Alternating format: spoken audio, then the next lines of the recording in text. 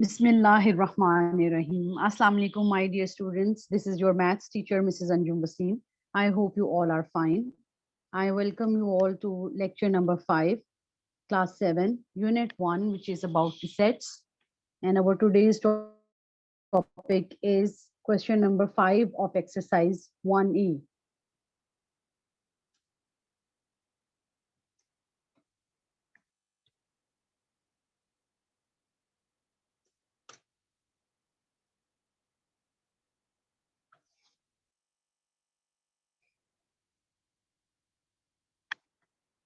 Let's have a recap of what we have already discussed.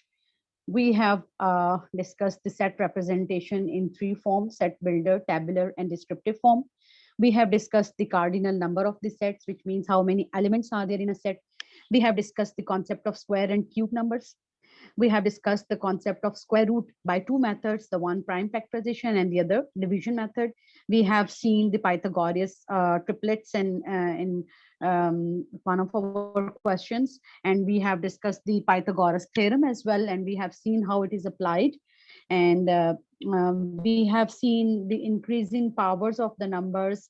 For example, in one of our question, it was number 2, and in one of our another question it was number 1. And in our previous lecture we have seen the concept of empty and non-empty sets and finite and infinite sets. And today inshallah we will learn the concept of disjoint and overlapping sets and the concept of subsets. Very important concepts. And the concept of empty set, in which we will see that empty set is a proper subset of every set, and also we will learn that empty set is an improper subset of itself. Then we will see in our questions the concept of odd and prime numbers, the concept of solution of equations, symbol phi. In one of our questions today we will see what is symbol phi and how it is used in sets and what does it represent. And again we will review the square and square root relationship, that they are reverse of each other, and how the square root of a number is formed and what is meant by it, and how the square of a number is formed and what is meant by it. And the square root of a number could be positive or negative, right? This will also will be discussed today. Let's first of all have a concept of, try to understand the concept of disjoint, overlapping, and subset of the sets. And out of all these, first of all, I will try to explain to you what is meant by the disjoint sets, right? So, for example, if I choose a set, before going into the detail of this visual, I'm trying to explain you with the help of sets. For example, if I have a set and with the elements 2, 3, and 4, and there is another set B in which I am having the elements 6, 9, and 10, right? And if I ask you a question that is there any element which is common between these two, you will say that no, there is none of the element which is common. So whenever we have two sets in which there is nothing common, then we can say that these two sets are disjoint sets, right? Now A and B are declared as disjoint. They are disjoint, right? But for example, if I take the set A the same, but I choose the set B like 3. Now what about these? Can we say that do we have some elements which are common? Yes, we have common elements, right? So they are also not they are not disjoint sets. For the sets to be disjoint, there should be nothing common between them. कोई भी elements shared नहीं होने चाहिए, common नहीं होने चाहिए. But here we can see that there is an element which is common. So this is a counter example. These two sets are not disjoint sets here in this case. So now come to this visual. We can see that this is an octagon and this is a square. We can see this is a right angle triangle, and this is a circle and oval, right? So these shapes, these three shapes are the shapes with straight sides. इनकी sides straight हैं, but ये और ये इनकी sides straight नहीं हैं. These sides are the curved sides. So there is nothing common. If I say if there is one set with shapes straight sides and there is another set with shapes curved sides, so if I make this as set A and this as set B, then we can say that there is nothing common between these two sets. The one is with a different characteristic and the other is with a different characteristic. कुछ भी common नहीं है, ठीक है. सो shapes with straight sides का जो set है वो डिफरेंट है और शेप्स विद कर्व्ड साइड्स का सेट डिफरेंट है, इसलिए इनको दो सर्कल्स में अलग अलग यहाँ पे शो किया गया है. और ये जो आप इस वक्त डायग्राम देख रहे हैं इसको वेन डायग्राम कहा जाता है, जो आप नेक्स्ट क्लासेस में पढ़ेंगे, ज्यादा डिटेल से पढ़ेंगे. ब्रीफली बस इसको अभी इस तरह अंडरस्टैंड कर लें कि अगर हमने डिस्जॉइंट सेट्स को वेन डायग्राम में शो करना है तो हम दो अलग अलग सर्कल्स ड्रॉ करते हैं, ठीक है. इसका मतलब ये होता है कि इन सर्कल्स, ये सर्कल किसको रिप्रेजेंट कर रहा है, एक सेट को. ये सर्कल दूसरा सर्कल सेट बी को रिप्रेजेंट कर रहा है. देयर इज नथिंग कॉमन, इसलिए इनका कोई पोर्शन हमने शेयर्ड नहीं बनाया. सो इस तरह से ये एक डिस्जॉइंट सेट जो है वो शो होता है. एक इम्पॉर्टेंट चीज जो आप गौर करें वो ये है कि for example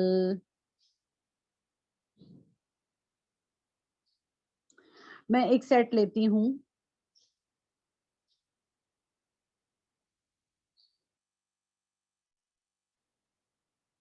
A which is 2 3 और एक सेट B लेती हूँ which is empty set.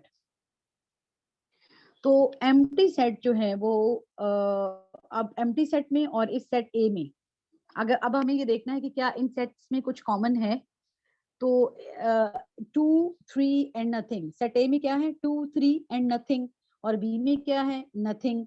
तो एक तरह से हम कह सकते हैं कि nothing is common, right. A के एलिमेंट्स क्या हैं 2 3 एंड नथिंग और B के एलिमेंट्स क्या हैं nothing. So nothing is common between these two. तो इस तरह से हम इनको डिसजॉइंट सेट्स नहीं कह सकते. और इसका मतलब ये भी हुआ कि अगर दो सेट्स एक दूसरे के सबसेट्स हों तो वो डिसजॉइंट नहीं हो सकते. और ये सबसेट्स वाली बात कहाँ से आई, क्योंकि ये B जो है ये एम्प्टी सेट है और हर एम्प्टी सेट एक नॉन एम्प्टी सेट का सबसेट होता है. तो इस वक्त B क्योंकि सबसेट है A का, इसलिए they are not disjoint sets, they can not be disjoint sets. तो अगर किसी दो सेट्स को डिसजॉइंट होना है, अगर वो डिसजॉइंट हैं, तो सबसे पहली चीज हमने ये देखनी है कि उनमें से कोई भी किसी दूसरे का सबसेट क्या होना चाहिए, सबसेट नहीं होना चाहिए, ठीक है. They should not be subset of each other. कोई भी उनमें से एक दूसरे का सबसेट ना हो, जिसकी ये बेस्ट एग्जांपल आपको यहाँ पर नजर आ रही है, ठीक है. बी ए का सबसेट है, इसलिए बी और ए डिसजॉइंट नहीं हो सकते. They will be subsets of each other. और अभी आपको नेक्स्ट स्लाइड्स में मैं दिखाऊंगी कि सबसेट्स को किस तरह शो करना होगा. आगे चलते हैं. नेक्स्ट आ गया कॉन्सेप्ट ओवरलैपिंग सेट्स का, ठीक है. फॉर एग्जांपल मैं इस विजुअल से पहले आपको इस फॉर्म में इन सेट्स को लिखती हूँ. 5 10 or 25 if we have one set like this, and if we have another set like 5 25 and 31, ठीक है. and if we see के कोई elements इसमें common हैं, तो हम देखते हैं कि इनमें 25 common है, ठीक है, और 5 common है. दोनों सेट्स में कुछ कॉमन एलिमेंट्स हैं, ठीक है. सो ओवरलैपिंग सेट्स वो सेट्स होंगे जिसमें एटलीस्ट वन एलिमेंट कॉमन हो और इसके अलावा बाकी एलिमेंट्स कुछ ऐसे भी हों जो नॉन कॉमन हो, ठीक है. दोनों सेट्स में कुछ एलिमेंट्स बच भी जाने चाहिए, ये भी मस्ट है इसमें. तो अब इसका मतलब है जैसे आप यहाँ फिगर में देख रहे हैं, सेट्स ये जो सर्कल्स हैं इन्होंने एक दूसरे को ओवरलैप किया है, ठीक है. ये देखें ये सर्कल इस तरह और ये इस तरह ओवरलैपिंग है. कुछ पोर्शन एक सर्कल ऐसे ड्रॉ हुआ, फिर उसको ओवरलैप करता हुआ दूसरा सर्कल ऐसे ड्रॉ हुआ. ये इसकी वेन डायग्राम है, ठीक है. इनको वेन डायग्राम कहते हैं, जो कि आप नेक्स्ट क्लासेस में ज्यादा डिटेल से पढ़ेंगे। तो जो कॉमन एलिमेंट्स हैं वो कॉमन एरिया में आ गए, जैसे कि 5 और 25 कॉमन है तो वो कॉमन एरिया में आ गए, और जो नॉन कॉमन है उनको हमने यहाँ लिख दिया अपने अपने अपने अपने सर्कल्स में। कह लेंगे ए का सर्कल है, ये बी का सर्कल है। तो इस तरह से इनको ड्रॉ किया जाता है, और इसको डिफाइन भी किस तरह किया जाएगा कि at least there should be one common element, at least one common element. लेकिन बहुत इंपॉर्टेंट चीज इसमें भी एक शामिल है, वो ये कि लेट मी फॉर एग्जांपल कि मैं एक सेट यहाँ पर तीसरा ले लेती हूँ, सेट सी।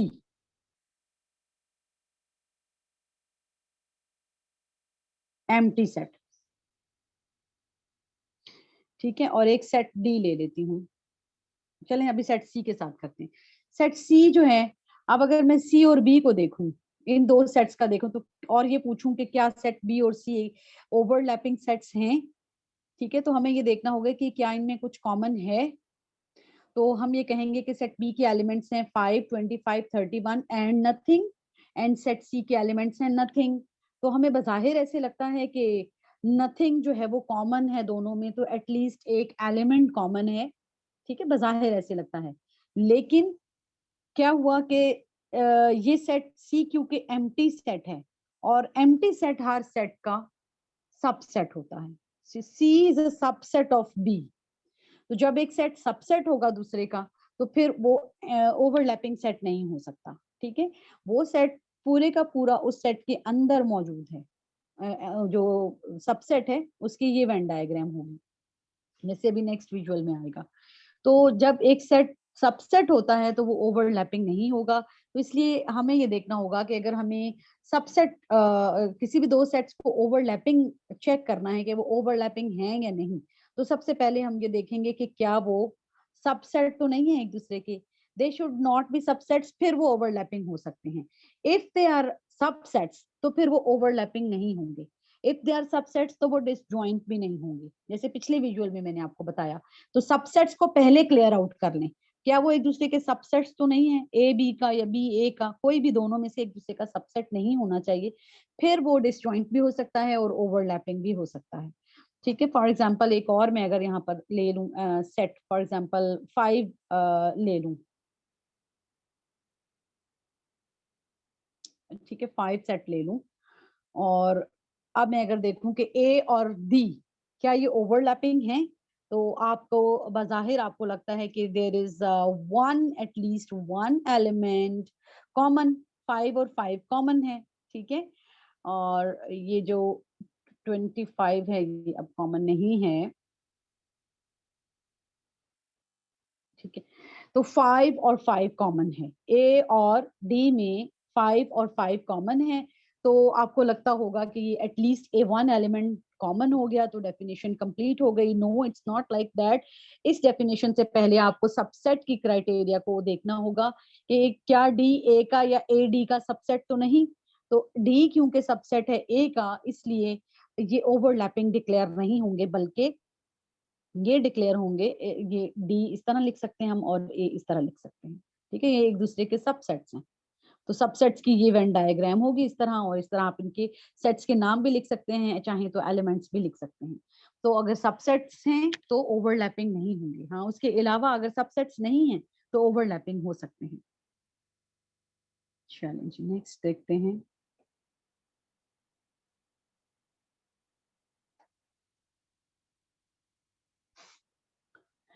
नेक्स्ट है कॉन्सेप्ट ऑफ सबसेट। तो कॉन्सेप्ट ऑफ सबसेट को मजीद थोड़ा और देख लेते हैं। For example, A is 1, 2, 3, and B is 2, 3, 1, and C is 2, ठीक है। बल्कि इसके नाम मैं थोड़े से चेंज करती हूँ, इसको हम कहते हैं B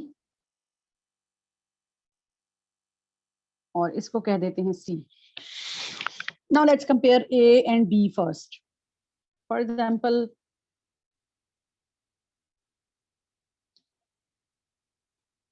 this should be A and this should be B. It means A का जो elements हैं वो क्या हैं 2 और B के elements क्या हैं 1, 2 और 3. 1 और 3 इधर आ जाएंगे, ब्रैकेट्स नहीं आएंगे, सिर्फ एलिमेंट्स हम लिख सकते हैं. यहाँ हम लिखेंगे 2 और 1 और 3 इस सेट में आ जाएंगे. तो it's a bigger set. 1, 2, 3 it's a bigger set B है. ठीक है, उसमें उसके अंदर इसी सेट के अंदर एक एलिमेंट है 2 जो कि A का एलिमेंट है. So it means A set जो है वो सेट B के अंदर ही शामिल है. तो हम इसका सर्कल इसके अंदर ही बनाते हैं इसी वजह से, राइट. और ये जो इस वक्त आपको शेप नजर आ रही है ये वेन डायग्राम है सबसेट्स की, जिनको आप नेक्स्ट क्लासेस में और ज्यादा डिटेल से पढ़ेंगे. सो सबसेट्स जो हैं वो दो तरह के होते हैं, प्रॉपर और इम्प्रॉपर. प्रॉपर सबसेट और इम्प्रॉपर सबसेट. और सिंपल सा कॉन्सेप्ट है इसका कि जैसे इस वक्त आपको ये जो नजर आ रहा है A और B सेट, तो A is a proper subset of B, क्योंकि A के एलिमेंट्स जो हैं वो कम हैं और A के एलिमेंट्स B में मौजूद हैं. ये एलिमेंट A के जो जितने भी एलिमेंट्स हैं वो B के अंदर मौजूद हैं और B में फिर कुछ एक्स्ट्रा एलिमेंट्स हैं. यानी ऐसी सिचुएशन नहीं है कि A के सारे एलिमेंट्स B में हैं. A के कुछ एलिमेंट्स B में, A के एलिमेंट्स जितने भी हैं वो B में मौजूद हैं. तो वो एक A जो है वो B का प्रॉपर सबसेट है. अब अगर इम्प्रॉपर सबसेट को देखें तो A, B और C ये इस डेफिनेशन पे पूरा उतरते हैं. अगर सारे एलिमेंट्स C के B में मौजूद हैं या B के C में मौजूद हैं तो ये दोनों एक दूसरे के इम्प्रॉपर सबसेट्स होंगे. हम कहेंगे कि B is an improper subset of C और we can also say that C is an improper subset of B. दोनों तरह से हम लिख सकते हैं क्योंकि उनके सारे एलिमेंट्स एक दूसरे में मौजूद हैं. एक तरह से हम कह सकते हैं कि वो दोनों एक दूसरे के इक्वल होते हैं. उसके एलिमेंट्स का नंबर भी इक्वल होता है, उनके एलिमेंट्स भी एक जैसे होते हैं. So in one sense we can say that they are equal sets. तो जो भी सेट्स इक्वल होंगे वो एक दूसरे के इम्प्रॉपर सबसेट्स होंगे, राइट. तो ये कॉन्सेप्ट्स हैं जिनको हम लेकर अभी और एक्सरसाइज के क्वेश्चंस जो हैं उनको सॉल्व करेंगे.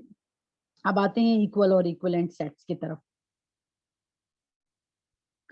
सबसे पहले इक्वल सेट्स के बारे में मैं आपको बता देती हूँ कि इक्वल सेट्स क्या होते हैं. इक्वल सेट्स वो हैं जिसमें सेट ए फॉर एग्जांपल उसमें 2, 3 और 4 3 एलिमेंट्स हैं और सेट बी में 3, 4 और 2 इस तरह लिख दें उनको. अब अगर मैं देखूं कि दोनों के एलिमेंट्स की तादाद कितनी है तो एन ऑफ ए इसका भी 3 है और इसका भी 3 है. दोनों के एलिमेंट्स का जो नंबर है वो 3 है और दोनों के एलिमेंट्स सेम हैं. Elements are same. तो बस यही दो चीजें हमें चाहिए. एक तो ये कि उनकी तादाद सेम हो, ठीक है, एलिमेंट्स नंबर में सेम हो दोनों, और ना सिर्फ ये कि नंबर में सेम हो बल्कि वो एलिमेंट सेम भी हो, एक ही जैसे एलिमेंट्स हो. 2 इसका भी एलिमेंट है, 3 इन दोनों का एलिमेंट है, 4 इन दोनों का एलिमेंट है. तो हम कहेंगे A and B are equal sets. ठीक है. सो इक्वल सेट्स के लिए दो चीजें जो हैं उनका नंबर और उनके एलिमेंट्स दोनों चीजों का सेम होना जरूरी है. जबकि इक्विवेलेंट सेट्स जो हैं, इक्विवेलेंट वो किस तरह से डिफाइन होंगे, उसमें सिर्फ सेट्स का नंबर सेम होना जरूरी है. ठीक है, नंबर शुड बी इक्वल, यानी उनके जो एलिमेंट्स हैं एलिमेंट्स का नंबर सेम होना चाहिए. कितने एलिमेंट्स हैं, हाउ मेनी एलिमेंट्स, वो सेम होने चाहिए. फॉर एग्जांपल अगर मैं एक सेट लेती हूँ ए विच इज 4, 5, 6 और एक सेट बी लेती हूँ 3, 2, 1. अब अगर ए और बी का कंपैरिजन करें तो दोनों में कितने एलिमेंट्स हैं, 3 3. एन ऑफ ए 3 है और एन ऑफ बी भी 3 है, लेकिन एलिमेंट सेम नहीं है. ठीक है, तो हम क्या कहेंगे, A and B are equivalent sets, they are not equal. ठीक है. In this case A and B are not equal, but in this case A and B are equal because they are not only equal in number, the elements are not only equal in number but also the elements are same. तो इस सारे से क्या result निकाला हमने कि equal sets में दो चीजें होती हैं, उनका नंबर और वो एलिमेंट्स खुद भी सेम होते हैं, जबकि इक्विवेलेंट सेट्स में सिर्फ उनका नंबर इक्वल होता है, उनकी जो तादाद है एलिमेंट्स की वो इक्वल होता है, इक्वल होती है. ठीक है, चलिए आगे चलते हैं. Empty set. For example, if I have a set A which is empty, how will I write it? I will write it like this or like this. This symbol is phi, ठीक है, और ये symbol है जो represent करता है किसी भी एम्प्टी सेट को. हम इस तरह नहीं लिख सकते इसको. सेट के अंदर हम एक फाई का सिंबल लिखें अगर, तो हम ये नहीं कह सकते कि इट्स एन एम्प्टी सेट. ऐसा नहीं है कि ये सेट नहीं है, इट इज अ सेट. ठीक है, ये सेट है और इसमें एक सिंगल एलिमेंट है, तो इसलिए इसको सिंगलटन सेट कहेंगे विद एलिमेंट. इसका एक प्रॉपर एलिमेंट है और वो that element is a symbol phi. ठीक है, so this is not an empty set.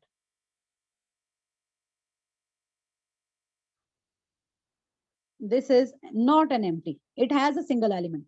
ठीक है, this single element is this one, but these two sets are empty sets, right? अब इसके बारे में कुछ और इम्पोर्टेंट चीजें मैं आपको समझाती हूँ कि empty set जो है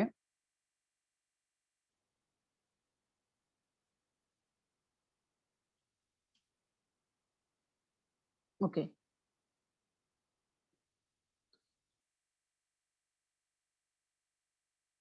For example,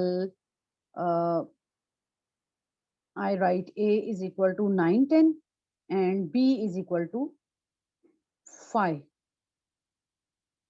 और मेरा क्वेश्चन आपसे ये है कि is B a subset of A? Your answer should be yes. B is a subset of A. ठीक है, अब सबसेट्स में मैंने आपको दो टाइप्स बताई हैं, प्रॉपर और इम्प्रॉपर. इस वक्त मैंने इसको जिस तरीके से लिखा है वहीं से आपको पता चल जाना चाहिए कि मैंने इसे प्रॉपर लिखा है या इम्प्रॉपर लिखा है. ठीक, मैंने इसे किस फॉर्म में लिखा है, B is a subset of A, और यहाँ पर एक इक्वालिटी साइन नहीं है. ठीक है, सो इट मीन्स कि it is a proper subset of A. This empty set is a proper subset of A. हाँ, अगर ये कोई इम्प्रॉपर सबसेट होता तो हम इसे कैसे लिखते, तो उसके लिए हम एक और एग्जांपल देखते हैं. For example, if I have A like 9, 10 and B like 10, 9. Now A के सारे एलिमेंट्स B में हैं, B के सारे एलिमेंट्स A में हैं, तो मैं कहूंगी कि A is an improper subset of B और B is an improper subset of A. और अगर हम A को A से ही कंपेयर करें तो हम कहेंगे कि A is an improper subset of A, B is an improper subset of B. ये भी कह सकते हैं हम. ठीक है, इस तरह भी इसको कहा जा सकता है या समझा जा सकता है. So इस दोनों चीजों से हम किस रिजल्ट पे पहुंचे कि empty set is a subset of every set. This was empty set and now it was a subset of A and it was a proper subset of. It was not an improper subset, right?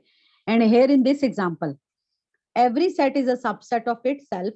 जैसे आपने यहाँ देखा B is a subset of A और ये कौन सा subset है, improper, क्योंकि उसके सारे एलिमेंट्स उसके अंदर मौजूद हैं.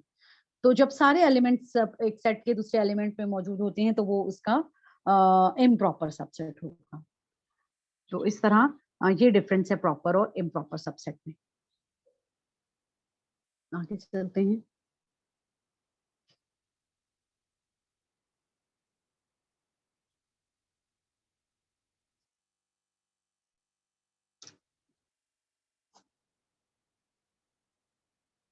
Classify exercise 1A question number 5, classify as disjoint, overlapping और इक्वल सेट्स. ठीक है, इक्वल या इक्विवेलेंट.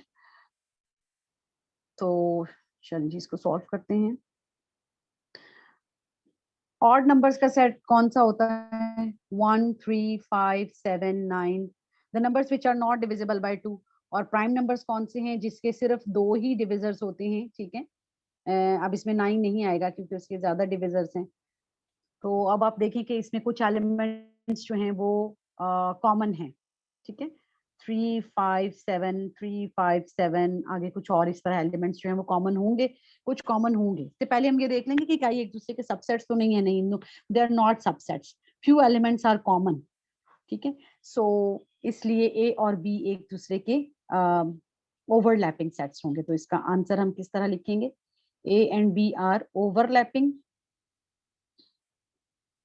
तो फर्स्ट जो पार्ट है वो ये होगा, और सेकंड पार्ट हमें ये बताना है कि क्या ये इक्वल हैं या इक्विवेलेंट हैं, क्या इनकी तादाद जो है वो सेम है। तो अगर हम देखें कि 1 से लेके 20 तक कितने एलिमेंट्स हैं, तो हम देखेंगे कि 1 से लेके 20 तक अगर हम इनको सारा लिखें या 1 से लेके 10 तक भी लिखें, तो ये मैंने 1 से लेके 10 तक जैसे लिखा, ठीक है। 1 से लेके 10 तक ये सारे ऑड नंबर्स हैं, और 1 से लेके 10 तक ये सारे प्राइम नंबर्स हैं। तो इनकी तादाद सेम नहीं है, ना ही एलिमेंट सेम है। तो neither neither they are equal nor they are equivalent. ना एलिमेंट सेम है और ना एलिमेंट्स की तादाद सेम है। Neither equal nor equivalent. अगर एलिमेंट सेम होते तो फिर और तादाद भी सेम होती तो फिर ये इक्वल हो जाते। Common factors of 11 and 13। तो कॉमन फैक्टर्स जो हैं वो 11 और 13 के, 11 के फैक्टर्स क्या हैं, 1 और 11, ठीक है। 13 के फैक्टर्स क्या हैं, 1 और 13, और याद रखें फैक्टर्स हमेशा प्राइम नंबर्स होते हैं। तो 11 सिर्फ 1 और 11 से डिवाइड हो रहा है, और 13 सिर्फ 1 और 13 से डिवाइड हो रहा है, तो अब इन दोनों में कॉमन कौन से हैं, सिर्फ 1 है। तो अगर हम सेट ए बनाते हैं तो सेट ए हमारा बनता है सिर्फ 1, और सेट बी हमारा बनता है, सेट बी क्या है, number of solution of equation x square is equal to 1। Solution से मुराद क्या है, द वैल्यू ऑफ वेरिएबल, जैसे यहाँ पे एक्स है, value of x which satisfies the equation, वो वैल्यू एक्स की जो इसको सेटिस्फाई करेगी इस इक्वेशन को। तो एक्स स्क्वायर जो है वो है 1, हमें फाइंड करनी है एक्स की वैल्यू। तो एक्स का स्क्वायर है, हम दो साइड्स पे स्क्वायर रूट ले लेंगे ताकि हम स्क्वायर से एक तरह से कह लें कि स्क्वायर को खत्म कर सकें। तो अब 1 का स्क्वायर रूट क्या है, 1 का स्क्वायर रूट वो नंबर होगा जिसको उसी से मल्टीप्लाई करें तो 1 आंसर आ जाए, क्योंकि स्क्वायर और स्क्वायर रूट एक दूसरे के रिवर्स होते हैं। तो आप देखेंगे कि +1 और -1 दोनों ऐसे नंबर्स हैं जिसको हम आपस में मल्टीप्लाई करें तो आंसर 1 ही आता है। चाहे हम +1 को +1 से मल्टीप्लाई करें, चाहे हम -1 को -1 से मल्टीप्लाई करें, तो आंसर 1 आता है, ठीक है। इट मीन्स के 1 का स्क्वायर भी 1 होता है और -1 का स्क्वायर भी 1 होता है। तो इसका मतलब ये हुआ कि जब हम रिवर्सली जाएंगे तो इस 1 का स्क्वायर रूट ये 1 होगा, और इस 1 का स्क्वायर रूट ये -1 भी होगा।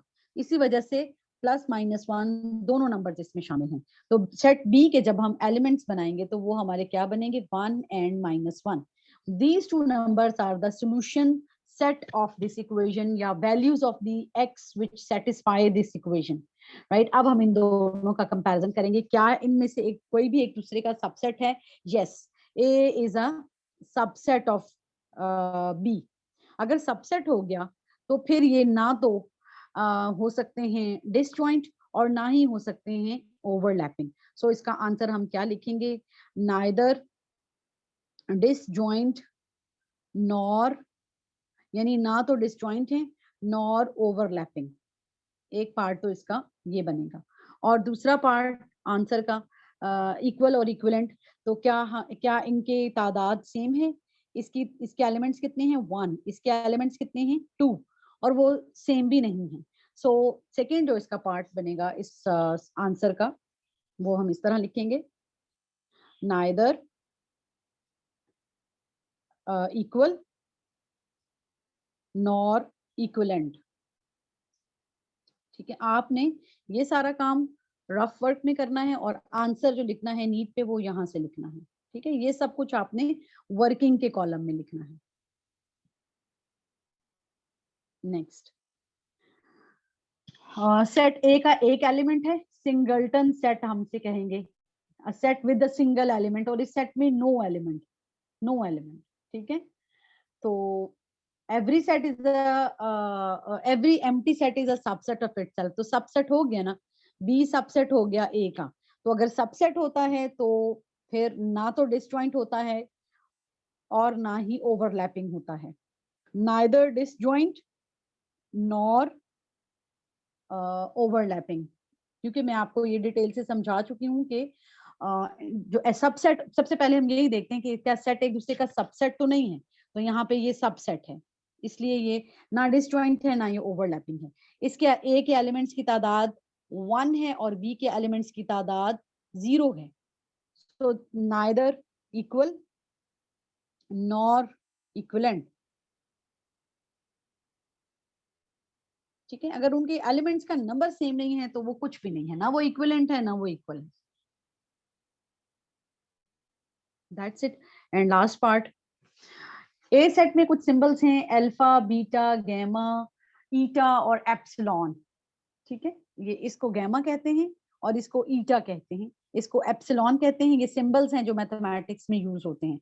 और वॉवल्स जो हैं अल्फाबेट्स के वो कौन से होते हैं? ए, ई, आई, ओ, यू. इससे आप फेमिलियर हैं. तो इनमें से इन दोनों सेट्स में कुछ भी कॉमन नहीं है, ना एक दूसरे का सबसेट्स हैं ये.